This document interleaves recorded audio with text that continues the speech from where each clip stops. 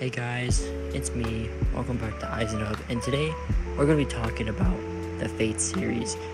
Just on how it really works. The Fate series has a lot of stuff. Here's a correct timeline. I don't really know if you want to do that. You can watch it via that.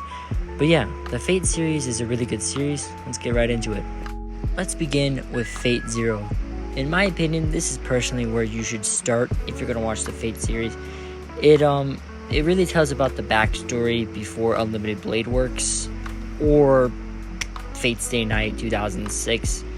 So the story of Fate Zero, it takes place in about 2011 in Japan, and it's about the Holy Grail War. Our main character, Kiritsugu Emiya, gets the Saber Servant, my favorite character personally. The Holy Grail War is pretty interesting, but honestly, Emiya is like he kind of looks like in the anime like he's the hero, but in reality he's definitely the villain. Once you finish the anime, you really see how bad of a guy he really was.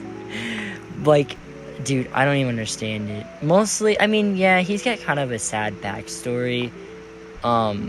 Lancer was okay, Caster was okay. Caster was low-key evil though. Like, dude, the way he just like, oh, if you watch the anime, you'd see. But Fate Zero is definitely very good and worth the watch. There's a lot more to it. It's just, bro, once you know, you know. Alright, let's move on to Fate Stay Night Unlimited Blade Works. After Fate Zero, I would highly recommend you watch this one over the 2006 version of Fate Stay Night. This one is way better. But yeah, let's get right into the story. So, this one takes place a little bit after Fate Zero, maybe like 7 years or so. So our main character, Rin Tosaka, it might seem like once you start to watch the anime more, Shiro Emiya, but personally I think it's Rin Tosaka. So Shiro, the main character, or one of the main characters I guess, has this power called tracing, and he can like trace a like a weapon or like a pole or something, and it like powers it up, I guess. It's just another Holy Grail warp. So he gets the Saber Servant. Rin Tosaka gets the Archer Servant. The story is absolutely very, very good. Yet again, Saber's my favorite character.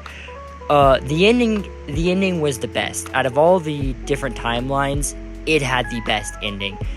But yeah, that is pretty much it for Unlimited Blade Works. I would watch it. It is very, very good. Alright, let's move on to the different timeline of Unlimited Blade Works, Heaven's Feel. So I would watch this. I would just be warned that it has some kind of heavy topics. It has some stuff in it that might be 18 plus. The story is just very kind of sad and depressing.